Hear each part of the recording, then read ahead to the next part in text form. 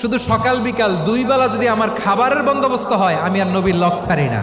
আমার আনসার সাহাবারা ক্ষেত খামারের কাজ করতো, আমার মুহাজির সাহাবারা ব্যবসা করতো, আর আমি নবীর সাথে সাথে থাকতাম।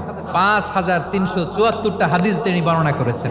সবচেয়ে বেশি হাদিস বর্ণনাকারী সাহাবী আবু হুরায়রা রাদিয়াল্লাহু তাআলা আনহু। বিড়ালের বাবা কি করতেন? খালি হাদিস মুখস্থ করতেন। হাদিস প্রিজার্ভেশনের কাজে বিশ্বনবী ওনাকে কাজে লাগিয়েছেন। উনি একদিন বলেন, ইয়া রাসূলুল্লাহ আসমাউ মিনকা কাসীরান ফালা আহফাজু। নবী, অনেক কথা শুনি, আমার মনে থাকে না। বিশ্বনবী বললেন, তাই তোমার চাদরটা বিছাও। আবু হুরায়রা বিছালেন। বিশ্বনবী হাত বুলায় দিলেন। এরপরে অনেক হাদিস বর্ণনা করলেন। আবু হুরায়রা বলে, তারপর থেকে বিশ্বনবী যাই বর্ণনা করে আমি শুনি আর একটাও বলি না। এখন সুবহানাল্লাহ। বিশ্বনবী ওনাকে নবীর এই যে লক্ষ হাদিস প্রিজার্ভেশনের এই দায়িত্ব দিয়েছেন সাইয়েদনা আবু হুরায়রা রাদিয়াল্লাহু তাআলা আনহুকে। আপনারা কি খেয়াল করেছেন কত বড় চৌকস ট্যালেন্ট হান্টার ছিল আমার নবী? এক একজনের এক এক ট্যালেন্ট, এক একজনকে এক এক দায়িত্ব দিয়েছেন, এক একজনের প্রতিভাকে এক এক ভাবে বিকশিত হওয়ার সুযোগ দিয়েছেন। আওয়াজ করে বলেন ঠিক কি না?